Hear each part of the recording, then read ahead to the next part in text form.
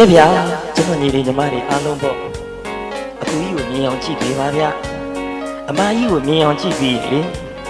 အိမ်အိမ်မှာအကူကြီးတော့အဖရတဲ့အမကြီးကလည်းအမိရမှာပဲဗျာကြောက်ရမယ်ဆိုလို့ရှိရင်တော့အဖေပင်မရင်တားကြီးဆုံးကဝန်ထမ်းပေးတယ်ဗျာကျွန်တော်ညီမများကျွန်တော်ညီမများ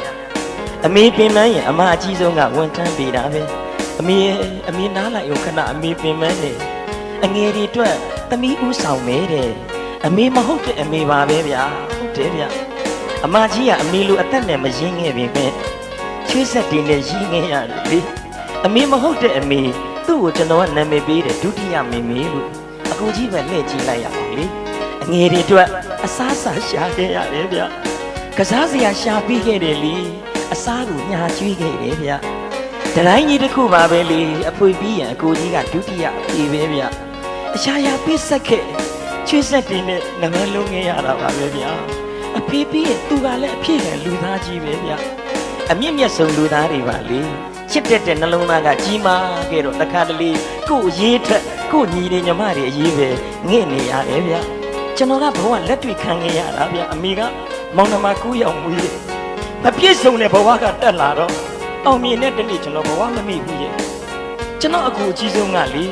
ကျွန်တော်ကြောင်းနေဖို့ဟောဒီလိုစိုင်းဝိုင်းနဲ့ထိုင်ပြီးစိုင်းတီးပြီးကြွေးတယ်ဗျသူ၄တန်းမအောင်ငယ်ဘူးကြောင်းထွက်ခဲ့တယ်ကျွန်တော်ကြောင်းတက်ကျွန်တော်အမကြီးရလေကျွန်တော်နဲ့ကျွန်တော်ညီမလေးတွေအောင်မြင်မှုအတွက်ဆိုပြီးအမကပဲပြုတ်တောင်ခေါင်းမောရွက်မကြီးသီးမဲ့လေးတွေခူးမကြီးရွက်ကလေးတွေခူးပြီးရှောင်းကြည့်ပြီးကျွန်တော်ကိုကြောင်းထားပြီးပြောချင်ပါတယ်ဗျာနင်းခဲ့တဲ့နေရာမမိပါနဲ့နင်းခဲ့တဲ့ခြေရာမမိနဲ့ဗျ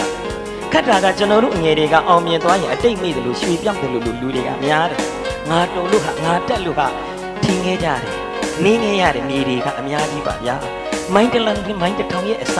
ခြေတလန်းကစခဲ့တာပဲဗျာအောင်မြင်မှုရဲ့အုတ်မြစ်တွေသူတို့ကပေးခဲ့ပြီးပြီလေကျေးဇူးမဆက်ချင်လေဗျာကျေးဇူးမကမ်းပါနဲ့မောင်နှမဆိုတာကအဖေနဲ့အမေကတွေးနဲ့ဆက်ပေးခဲ့တာရန်ဖြစ်ဖက်မှာမဟုတ်ဘဲနဲ့အမှန်ချစ်ဖက်လေရိုင်တဲ့လက်ကိုတွဲလို့ခေါ်အခက်အခဲကိုအတူတူကြောအဲ့ဒါမောင်နှမလို့ခေါ်တာဗျအမှန်ချစ်ကြပါဗျာရန်မဖြစ်ကြပါနဲ့အကူကြီးတွေအမကြီးတွေရဲ့ပေါ်မှာကျေးဇူးတွေဆက်နိုင်ရပါစေအမအငယ်တွေအတွက်ပေးဆက်ခဲ့တာများခဲ့ပြီးပြီနော်အကူအငယ်တွေအတွက်ရင်းခဲ့ရတာများပါတယ်ဒါပေမဲ့ပြန်ရဖို့တွေးလားမတွေးပါဘူးဗျမတွေးပေမဲ့ပေးရမှာကကျွန်တော်တို့အငယ်တွေရဲ့အလုပ်ဟုတ်တယ်နော်အကူကြီးအဖအရာအမကြီးအမိအရာအဖေမဟုတ်တော့အဖေအမေမဟုတ်တော့အမေများအတွက်လက်ခုပ်တန်လေးတော့ချီးမြှင့်ပေးပါလားဗျာ